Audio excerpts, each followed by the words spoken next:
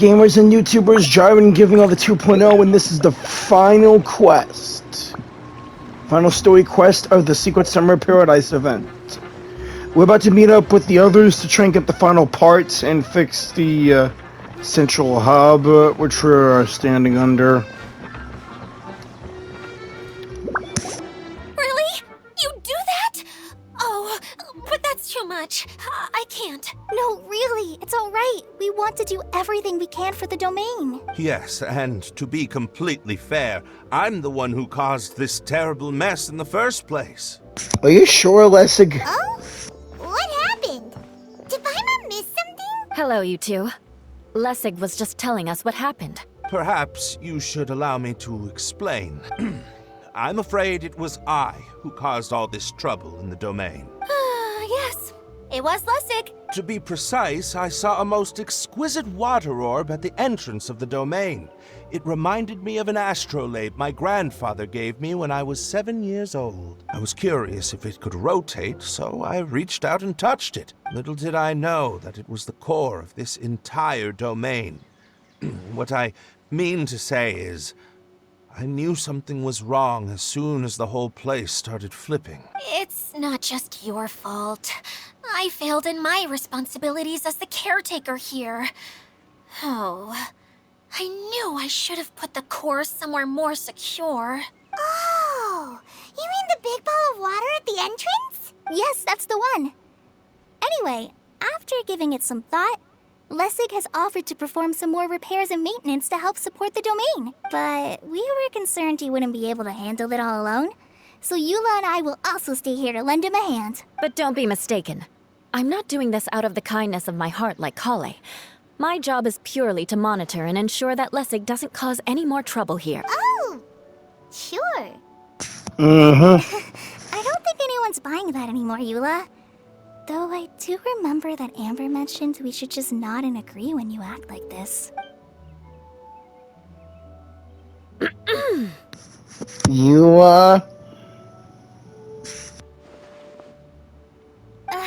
Right.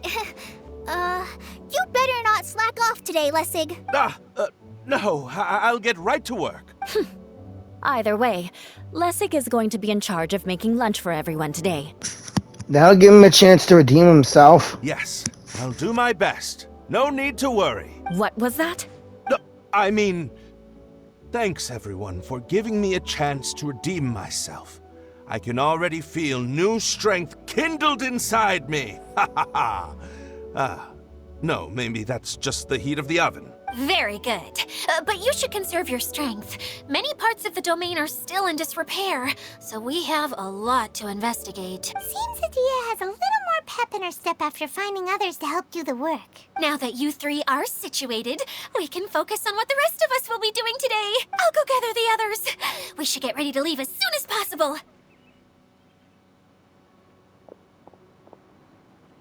And there she goes.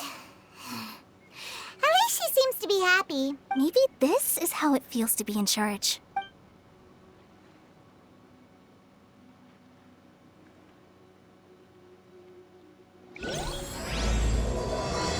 Dreams and First Encounters, Part 3. Let us begin. The director doesn't get out much. He's almost always cooped up in his treehouse making props or writing scripts. But I'm trying to remember now. Where is that treehouse of his? Huh? You don't remember? Hey, don't forget! I'm just the mascot. I believe it's that way. Though he might prefer to be alone. Given he often has to move stage props, I suspect that he lives near the theater. And having a view of the entire stage would be useful when imagining a production's actual stage flow. So if I were him, I'd probably pick a treehouse over there. But how do you know which direction the theater is in? Simple. The overall layout and decorations look more exciting in that direction. Oh, good point! Why didn't I think of that? Let's get moving, the sooner the better. There's the director. Time to talk to him. Where did that blasted automation mechanism go? The male actor standees are here, but where are the female ones? Who's that? Idea? Yes, Sosimos! 'Tis I, Idea! How's that for a dramatic entrance? This is a surprise. I was sure you'd be... Curled up in a fetal position, crying to yourself? Wow, what a fascinating little creature. Did you just read my mind? The name's Paimon? And no, Paimon's no mind reader. Just call it an educated guess. It seems everyone shares a similar opinion about you, Idea. I knew from the start that a managerial role wasn't for me. But I found my true calling now. As a mascot! Mascot? Is that a new role? I don't remember casting you for that. Okay, enough about me. I'm just here to introduce you to some new friends of mine. And that's why we came to see you. Well, do you have the component that fell out of the central hub? I do. However, I'm afraid the incident has caused many malfunctions with the stage mechanisms, and I can no longer put on any performances. Okay, so you're holding the component ransom till we help you fix the mechanisms, huh? No. Till we fix the stage, surely. I'd have thought he wants us to make some more props, no? Given that some of the standees are missing. Or maybe the component is broken and we need to fix it. You're all forgetting that the majority of his work involves writing scripts. I'll wager that he wants us to edit them. Who started this guessing game anyway? Just let the man speak! What has gotten into you all? What sort of person do you take me for, The component is safe and sound. I can give it to you now if you'd like, although I was hoping that maybe you might be willing to help rescue my show? You're a big group. I have lots of roles to fill. It would really speed up the casting. A show? That sounds fun! I want to help! Can we? So far, so good. Also, truth be told, I've hit a bit of a roadblock in my script and was just thinking about how to move the story forward. And then you all showed up. Suddenly, I got my muse back. I don't know how to explain it, but something about seeing all of you finally helped me figure out how to continue my script. Huh? You mean that story you've been stuck on forever? Are you serious? You really think you can finish it now? Yes, really. Just give me a little time, and I'll write it all up. In the meantime, I'll leave things to you, Idea. Whoa! And he's off to write the script! Zosimos has always wanted to write an epic story about a thief and a mage. Apparently, he got the idea from some rumors that were swirling around, but he only got as far as writing the intro before writer's block set in. Why don't you all take some time for yourselves while I see what I can do? We'll reconvene after the director finishes his script.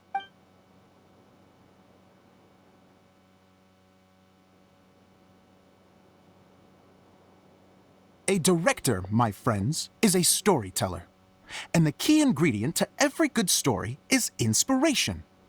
The moment I laid eyes on General Sangonomiya, inspiration hit me for a brand new character. The heroine was the missing piece of the puzzle.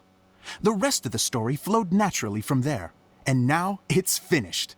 So please, take a look through your scripts, and we will tell this story together.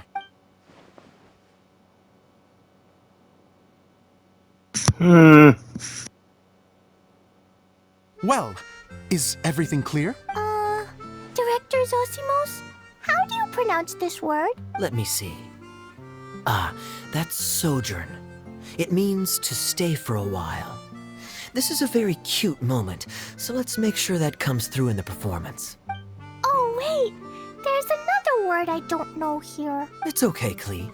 We can go through your lines together a few more times after this meeting's over. That would be most appreciated, Kaya. I had a feeling about you, actually. You seem to know a thing or two about character acting. Tell me, have you acted before? You're too kind. It's all in the script, really. It just rolls off the tongue. Oh, you think so? Well, you definitely have a knack for it. I've actually been looking out for someone with your talent. If I make it as a big-time director, then I can see us working together for the long term. Be sure to stay in touch, okay? You and I are gonna go places. What can I say? Sounds good to me. Hey, this might get in the way of him being, Knight of Favonius, cavalry captain. Great. Fantastic. Now then, please go through your scripts one more time. But don't just read the words.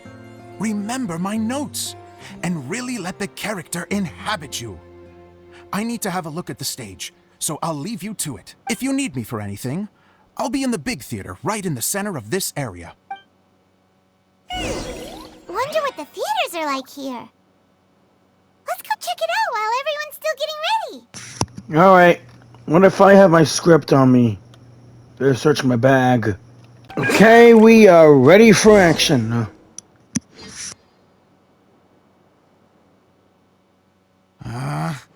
Where did it go? I put it right here. Hey, Zosimos! What you up to? Oh, it's you two. Please, come here. Feast your eyes on this stage. I designed it myself.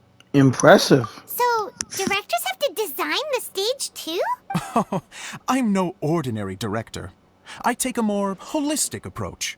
Directing, script writing, stage design, I do it all. Sounds like a lot of work.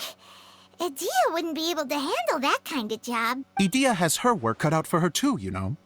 She's my one and only member of the audience, though she often criticizes my shows.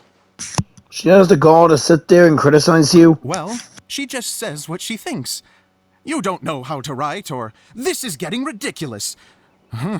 I think it's because I use preprints in a way that she feels goes against what they're intended for. But even though she's my harshest critic, she's also been my biggest supporter in a lot of ways. I guess you could say she's like my agent. I'm very grateful to her. I've always dreamed of being a director, but I've never had the chance until I came here. So, what did you do before you came here? Like I said, I dreamed. From a young age, every time I came home after a show, I'd go over the story again and again in my mind. Growing up, my biggest aspiration was to be a director. Unfortunately, I couldn't offer much beyond my practical skills, so I ended up spending most of my time as a prop designer and doing a bit of set design on the side.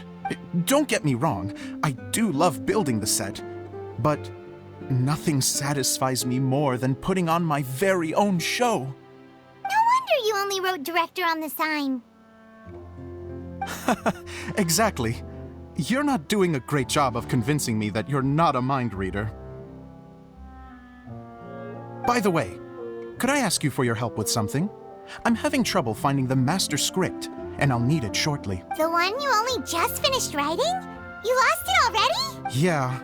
After I handed everyone their copies, I held on to my master copy while I was checking on everything around the theater. I must have dropped it somewhere. If it's not here, then it might be in the attic. These are the only two places I've been since I finished writing it. But, I still have some things to do to get the stage ready. Would you two mind having a look for me? Sure. No problem. We'll find it.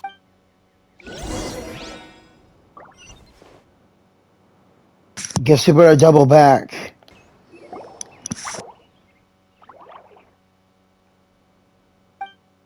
Wow. This is a lot of scripts. Looks like the water droplet has been managing them for the director. Most of them look like works in progress. Okay, well, we're looking for a master script, so... Then it should be the one that's finished. Okay, let's look for the thickest one and then check the ending. This is the only script that fits the bill. Plus, it looks pretty new. This must be the master script. Let's go give it to Director Zosimos. Zosimos, we got your script. Thank you. That's a huge help. I'm running out of time here. There's no way I'll be able to fix everything up perfectly. Anyway, the stage is secondary. The performance is what really matters. Things can always go wrong on stage, but as long as the show goes on, it should be fine. You don't sound very confident in what you're saying. It's true. I realize now that a show is the art of the unknown. Even if you have the same actors performing on the same stage, the performance will be slightly different every time. Those subtle differences are what make each performance special. You have a point, but I'm not completely convinced. Okay. One last request. Traveler, you can enter the preprints, yes? The truth is that my sets are composed entirely of preprints. First, I use materials to make the objects. Then I take those objects and turn them into the preprint. Now, of course, preprints are really meant for making objects to furnish the domain. So using objects to create preprints is, strictly speaking, the reverse of what this is intended for. But Edea said that if this is what I really want to do, she's not going to stand in my way. Ah, so that's what you meant earlier. Okay, well, what do you need us to do? I'd like the Traveler to go into the preprint set and help move props around during the performance. So I'm part of the backstage crew now? I'm literally going behind the scenes. The reason is, You want to watch the show? Oh, Paimon gets it now. If you're busy directing, moving the props, and operating all the mechanisms, you never get the chance to watch the show. Yes, I know that I'm no master playwright, but still, even if it really is a half-baked script, with shoddy writing and moments of sheer ridiculousness, I'd still like to see it for myself. Just once. Hard to turn a guy down after a speech like that. We're more than happy to help. Thank you. Genuinely, I'm so grateful. I'll go and inform the others. Then, as soon as you're ready, the show can begin.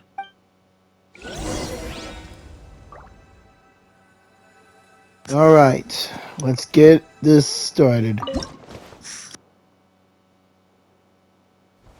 Long, long ago, there was a great thief.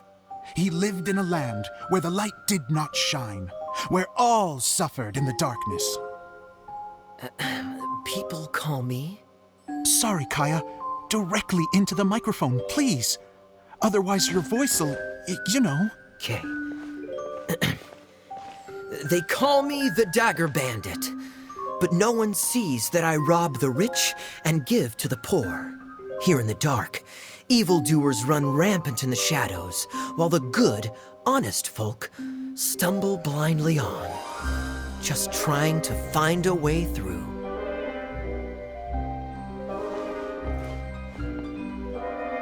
As the bandit brooded, suddenly the world was inexplicably changed as a single star appeared on the horizon and flew across the sky. Traveler, stomp on that movement mechanism in front of you.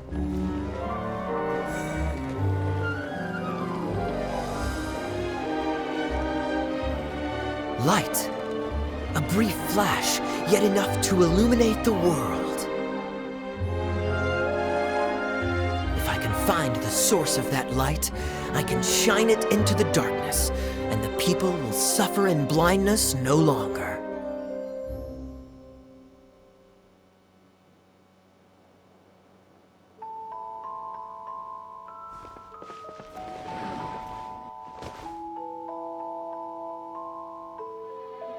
Without a moment to spare, he set off to follow the star's course. All the while, the star kept moving through the sky. Traveler, the star kept moving through the sky.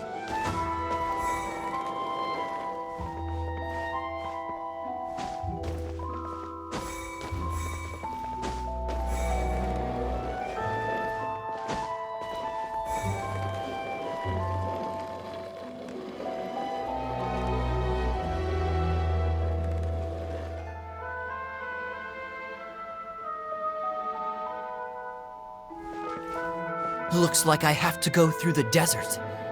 This could get dangerous. If everything he'd heard was to be believed, the desert ahead was a no-man's land filled with horrors. Worse still, the star had landed in the most difficult-to-reach location, surrounded by sheer cliffs. But he was determined to press onward. I've come this far, and I'm not about to turn back now.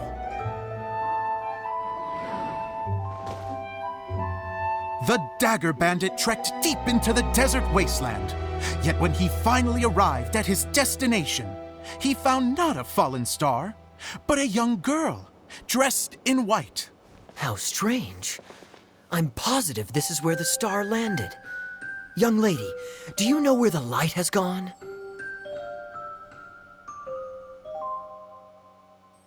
The girl replied,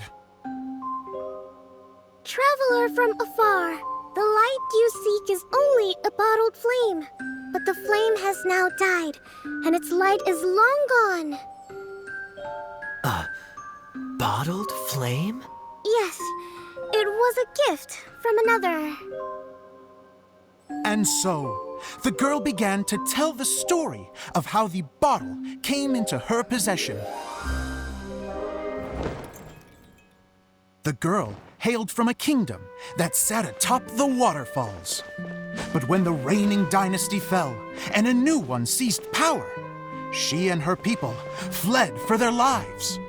A thick fog began to fill the air as she made her way through the forest, and dense thickets tried to block her path.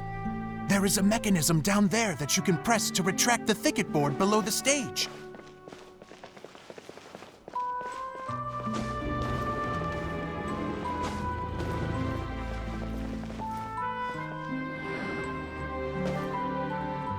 If I only had a lamp to guide me through this wretched forest, then I could survive.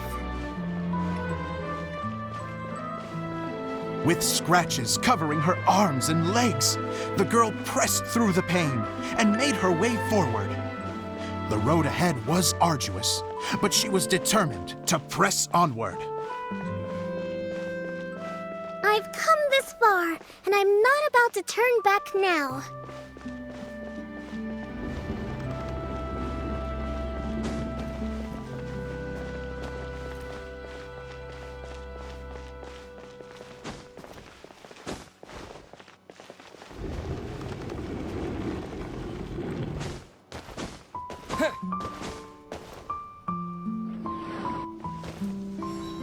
But just as she was drawing near her destination, a huge stretch of thorns and brambles suddenly came into view. Despair set in and began to weigh on her heart. If only someone could help me, I would give anything in return. The girl's heartfelt wish in her moment of desperation did not go unheard. Wait! There's no mechanism for the final thicket! I must have forgotten to check those boards. According to the story, those thickets should be gone from the stage now, right? Yes, total oversight on my part. What a pain. I can help! Traveler, catch!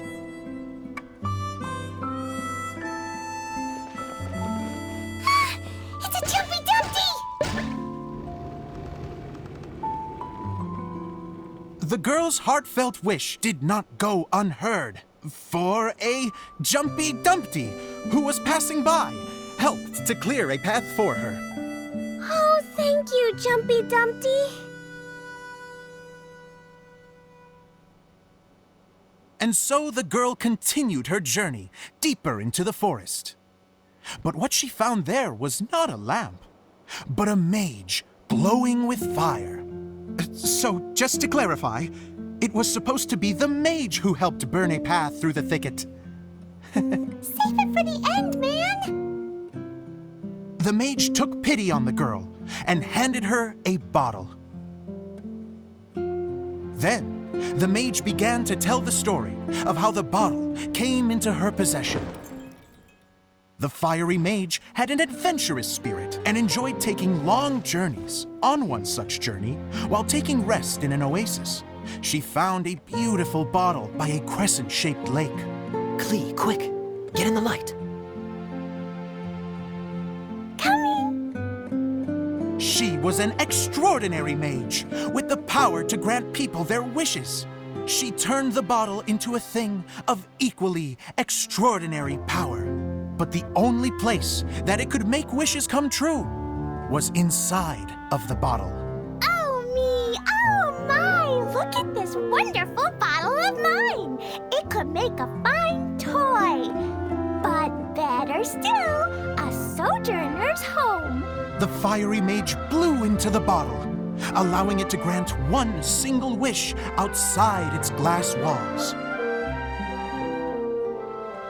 Oh, am I supposed to blow into it? Whoa, it lit up! A flame was kindled within the bottle, and it began to glow a fiery red, just like the mage herself.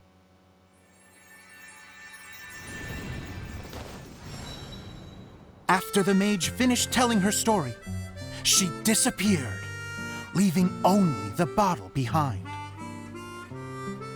A magic bottle that can grant wishes.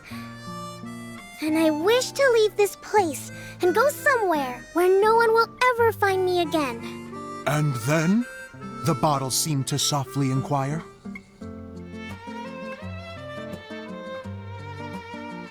I don't know. The flame in the bottle faded as the girl's single wish was granted, and she found herself in the middle of the desert, far away, where no one could ever find her.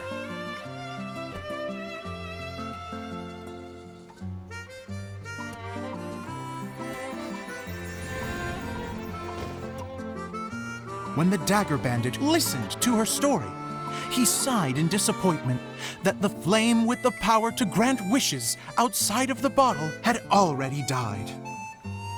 But this doesn't make sense. If it truly granted my wish, then nobody should have been able to find me here. Maybe they shouldn't.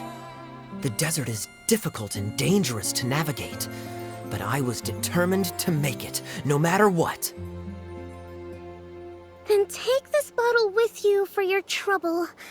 It may be able to grant you your wish, though sadly, only within the confines of the bottle itself. All I wish for is light. Honoring the bandit's request, the girl wished for light inside the bottle, and sure enough, it lit up. They found that while the light was only generated within, it could nonetheless shine through the glass and reach anywhere in the outside world. Even though it doesn't burn as brilliantly as the light that shone before, this is still an extraordinary light. What will you do after I take the bottle? I don't know. Well, then maybe you should come back with me. With no reason to refuse, the girl accompanied the dagger bandit back to the land where the light did not shine. They brought light to that place, and the darkness was dispersed, and they lived happily ever after.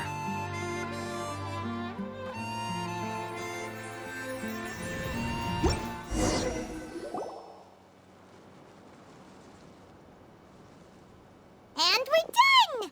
Seems the show went pretty well. You can say that again, Paimon. Clea!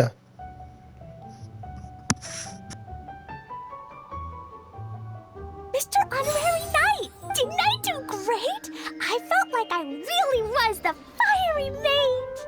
Wow, great costume, Glee. As soon as Paimon saw your shadow, she thought straight away, what a cute hat. It's the role you were born to play, Clea. Glee loves it. Thanks, Mr. Zosimos. Oh, wait, no, I mean, Mr. Director. Mr. Director? Ha! No one's ever called me that before. Thank you, my dear little mage. Thank you so much. Oh, I'm so happy. Miss Adia said that she tailored it a little bit so it would fit me, but you were the one who designed and made it. You're amazing. Yeah, that's amazing. And it sounds like Adia did a great job too. It was nothing really. Just one of those, oh no, whatever shall I wear to the ball moments. Sewing comes in handy at times like that. Sewing is an art in its own right.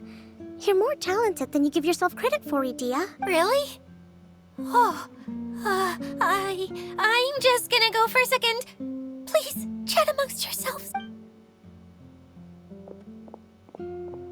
She Don't- gets embarrassed so easily.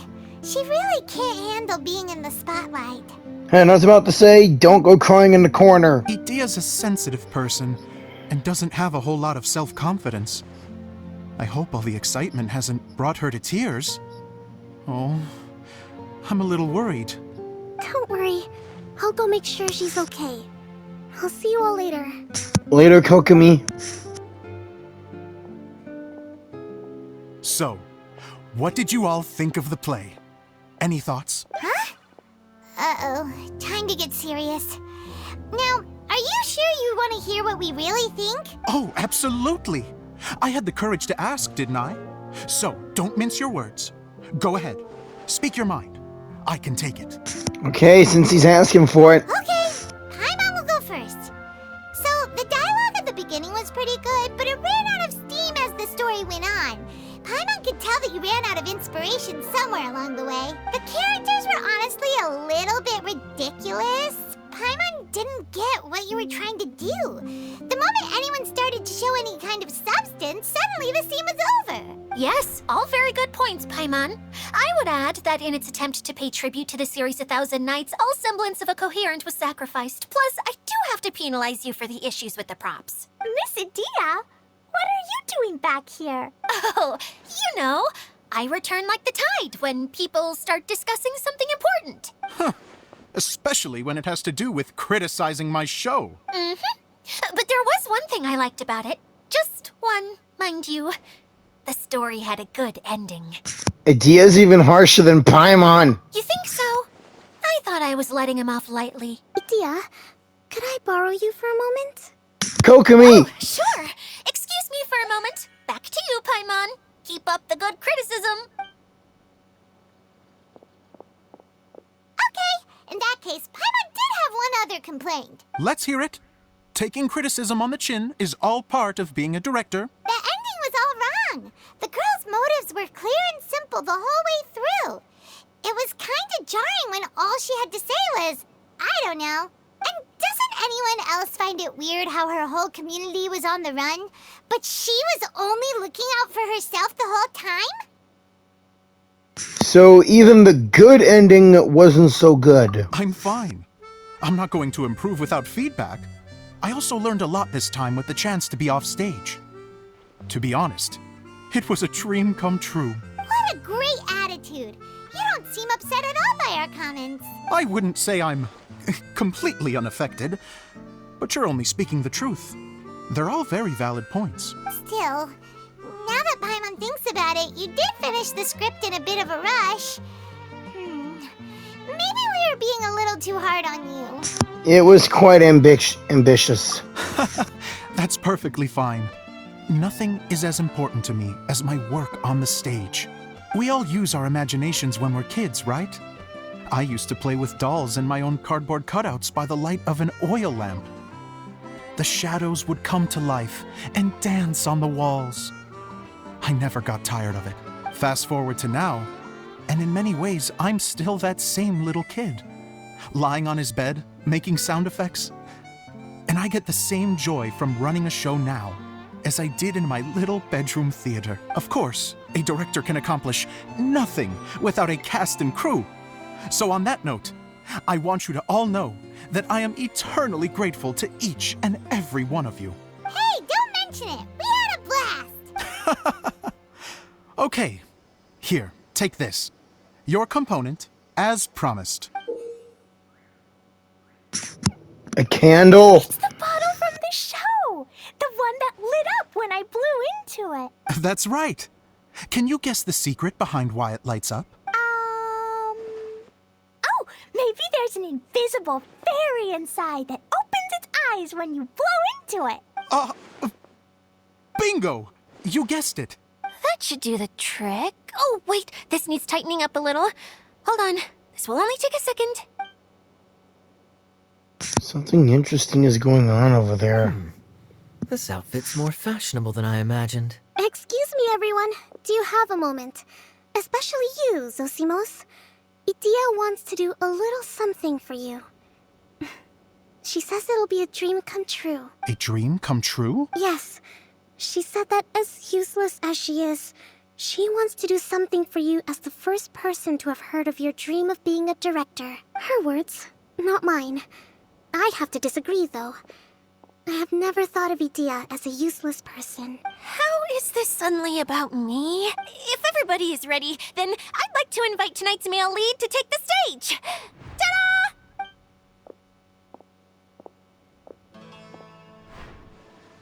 Kaya! Wow! Cool! Kaya's turned into the real Dagger Bandit! How is me changing outfits supposed to make the director's day? It's just a prototype costume. Is he that easy to please? Don't be silly. If I know our director, nothing will make him happier than to see his ideas brought to life by the right actor. Well, then I'm happy to oblige. Who am I to argue with the star of the show? Zosimos drew up countless designs and made a few prototypes before landing on this one. It just needed some tailoring to fit properly, so I made a few stitches here and there. I hope the result isn't a disappointment. Oh, it's perfect. Idia, I'm so touched. Thank you all. You've made me happier than I ever thought I could be.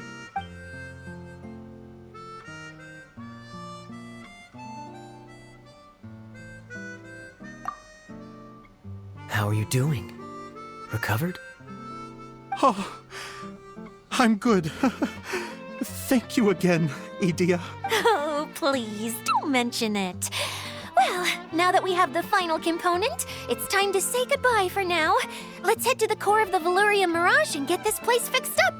Can I keep wearing my costume? Please do, by all means. Both of you can keep your costumes. It seems only fair.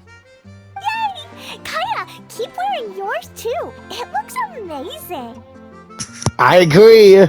Kaya looks bombastic. I agree with our mage.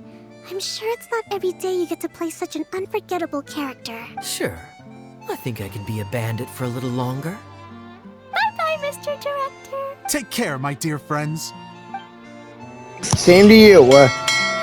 Alright, let's head for the core. Hopefully we can find Eula and Kali there as well. Can't wait to see the look on their faces when they see Klee and Kaya's outfits.